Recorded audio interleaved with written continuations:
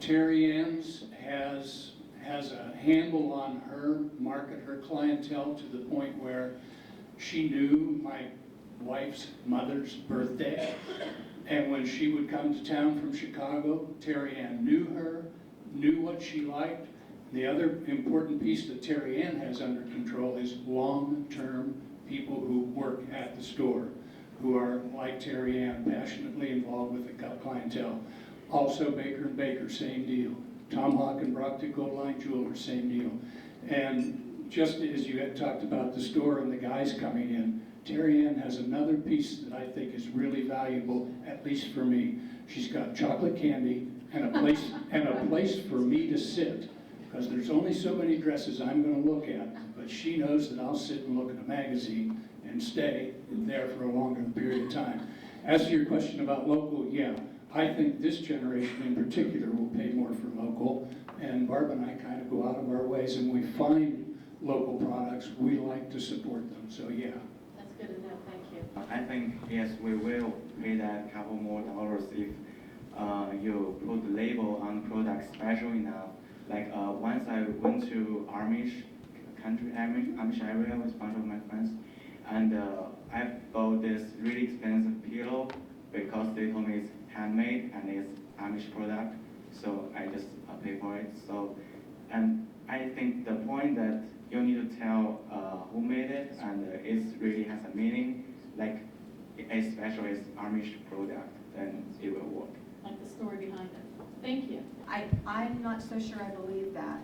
I appreciate you saying that if it does say Amish or whatever, that makes it more appealing to you.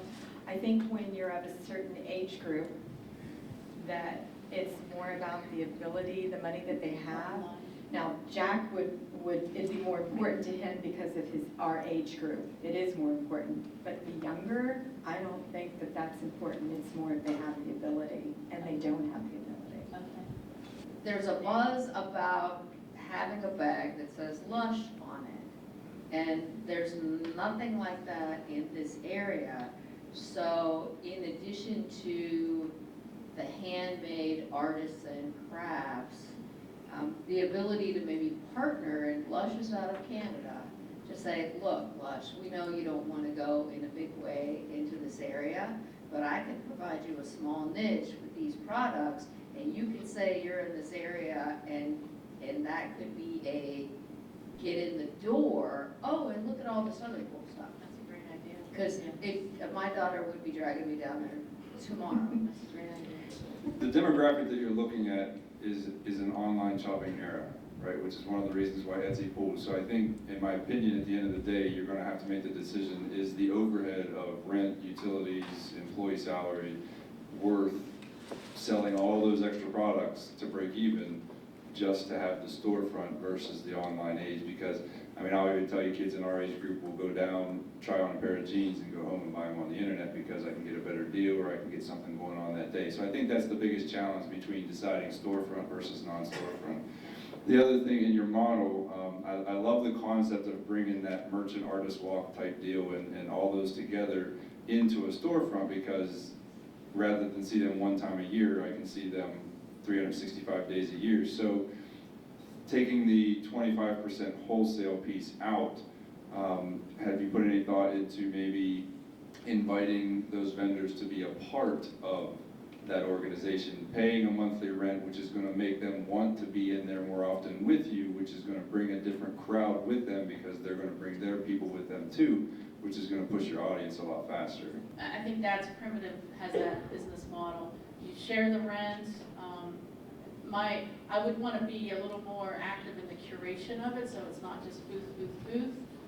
But if I could come up with a concept that would allow people to share the rent and be an active part of it, that probably is a really good alternative. There's still nothing like going somewhere, waking up, going somewhere, and feeling like you're doing the productive job. So for them to have a place to set up and do their stuff, but I agree with you in keeping the total control of the vision of the shop, for sure. Thank you very much. Thank you, Laura. Thank you, everyone, for coming today. My name is Natalia, and I'm the other student organizer for PioPitch. Our second presenter today is Jack Moberg, and he is the owner of Juice Plus franchise. So let's welcome him. Good afternoon. I knew one of the problems was going to be getting things passed out, and I knew I couldn't pass them out ahead of time and cut into her presentation and have you reading my stuff while she was talking. There are some samples coming your way, and some literature coming your way, and I have something to set up. We'll just take a minute.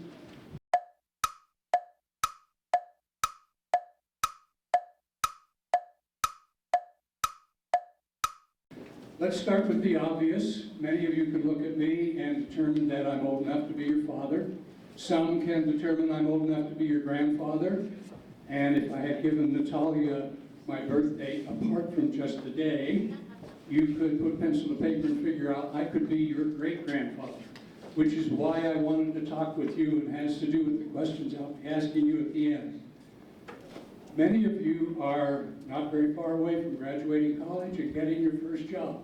What my bio doesn't tell you is that I had, so far in my career, one job that I kept for 1 year, 3 weeks, and 3 days. It does tell you I'm a serial entrepreneur. It doesn't tell you how successful or unsuccessful any of those ventures have been. But, like me, you may discover on your first job that there are a lot of things you don't like about it. For instance, a 45-minute commute, or your boss, or what it takes to get ahead in that job, or the salary they're paying you. There were a lot of reasons why I left that job in that 1 year, 3 weeks, and 3 days and borrowed $5,000 and started my first business, which also doesn't say this was not so hot. 2 years, tough time. Got into the oil and gas business, not really as a job, but I was paid, fortunately. Spent quite a little bit of time in that. Didn't really get ahead, but I had a passion for the business because I had this dream that at some point I was going to be involved in owning a small piece of an oil well which would send money to me that I hadn't worked for, but I paid my dues for. Didn't really happen. Ended up getting a nice assignment in North Dakota where, unlike having to punch a clock, I got to work 24/7 and literally 7.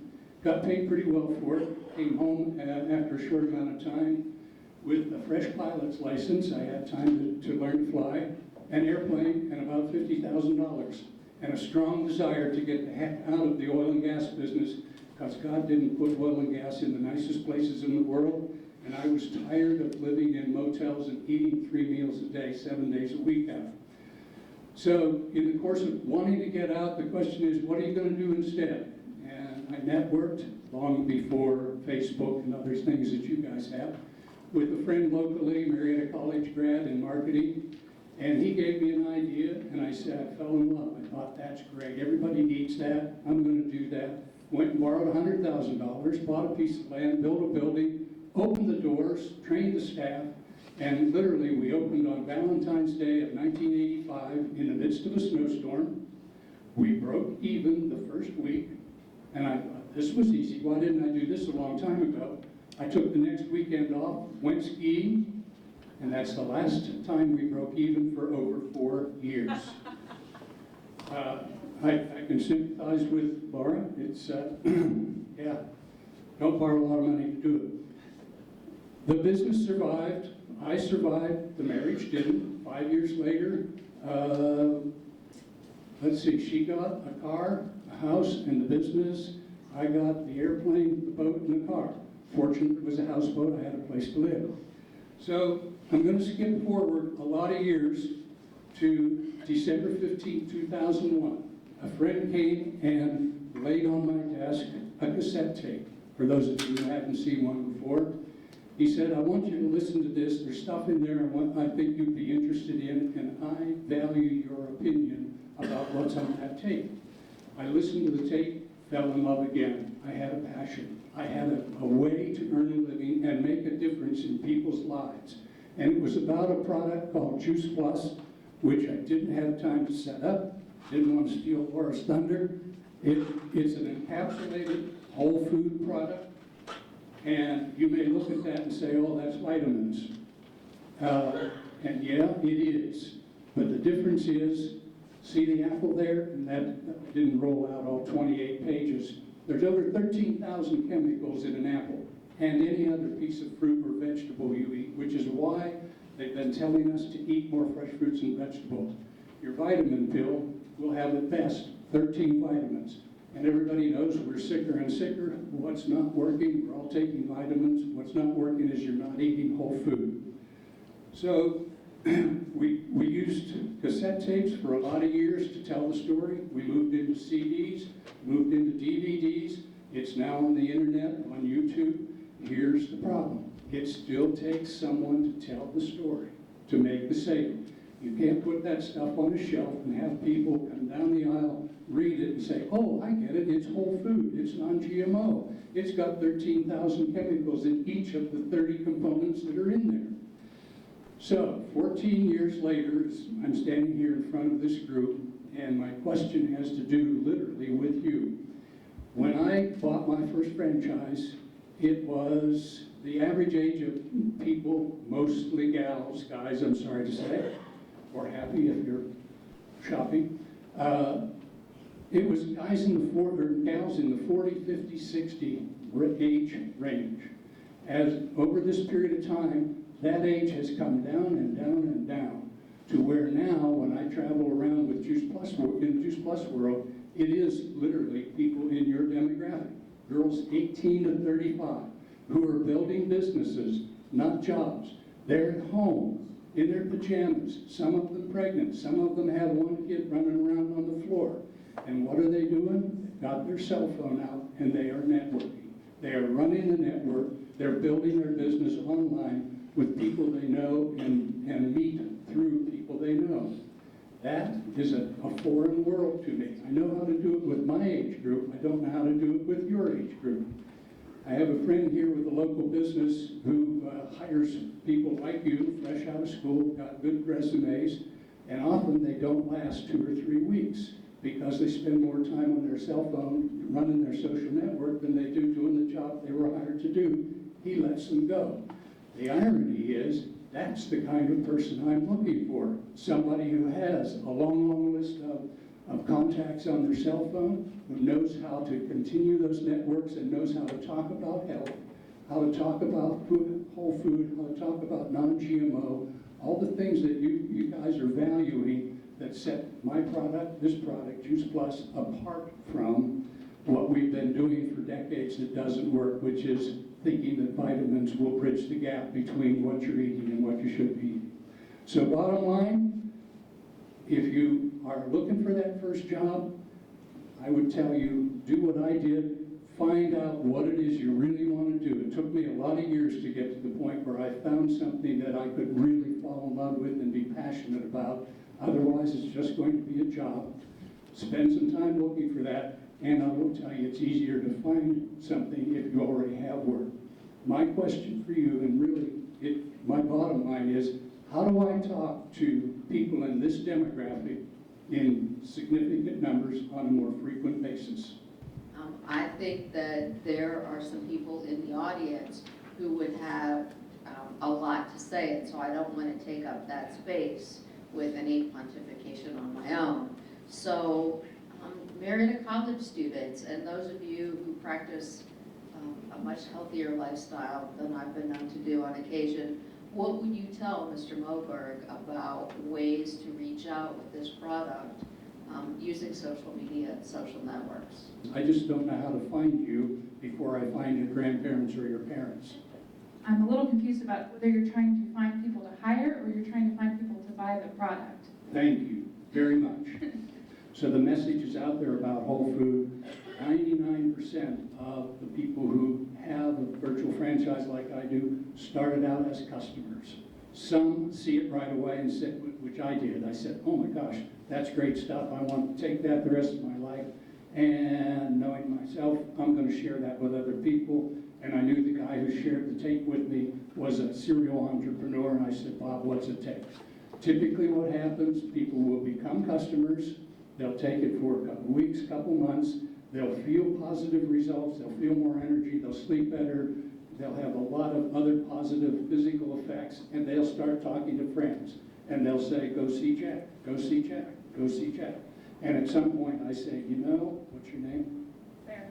Sarah, you're doing my job, and I make a nice little commission on it, thank you very much. Why don't we talk about what it is I do? And you may say, well, I don't want to sell to my friends, or I don't want to have an inventory, I don't want to be delivering that stuff. I say, I don't either. You've already been doing it. It ships directly from the company. I don't have to carry it. I don't collect any money. I just share the story. So what am I looking for? I'm looking for that one, maybe two people in this group, a group this size, that might look at that and say, that sounds a whole lot better than the job that I haven't gone looking for yet. And I'm looking for somebody else who's health conscious and says, I've been taking vitamins since I was 8 years old. I still get 3 colds in the wintertime. I get a flu shot every year, and I still get the flu. What's going on? Maybe he's got something I'm interested in. I think since cancer is pretty big around here, I would like to see something like it helps improve cancer, or what it does to help give me energy, because I suffer from being tired all the time. So that would really help me buy your product. And seeing that and talking about how many customers it's helped. And hearing from the customers, like from your commercials or something, say, man, this is what I felt like, and this is how your product improved that customer. That would really help me. We tell stories in the Juice Plus world. We all tell stories. We've all got personal stories. And we hold meetings in our homes. We will hire a speaker, a doctor typically to come. We won't hire. We'll bring a doctor in from out of town who has been involved with the Juice Plus world, and he tells stories. It's all about the stories. When I first started, we had, I think, about 8 published in medical journals studies. At this point, we've got over 31 studies published in medical journals. The strong selling point was, here's the medical documentation. Because of your generation, that doesn't work anymore. What works is the personal one-to-one stories of people with experience. I'll tell you, I took this for over 1.5 years, and all I could say was, my wife, who brought home colds all the time because she was a school teacher, I got fewer colds that year, and they didn't last as long. Well, is that worth the price I was paying? Yeah, to me it was.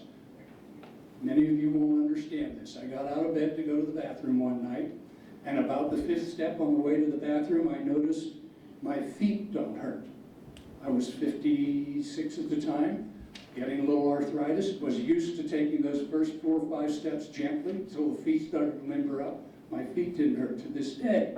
My feet don't hurt. Does it happen for everybody? No. Is there a published study on it? No. But many people have positive arthritic experiences, which at my age is worth it. I have no aches and pains until I started playing tennis in October. And I was real unhappy because I'm unaccustomed to being in pain. So yeah, you're right. And there are a lot of good cancer stories. I don't have one. Actually I do, but I'm not going to share it this widely. But yeah, it's what we look for and what the company pays for instead of buying TV advertisement is my relationship with you, or your relationship with your network of people. And you can say, yeah, my feet don't hurt, and that's worth it. So I'm a local here, and I heard about your product through one of my family members who's a complete health nut. She loves to run. She does multiple marathons a year.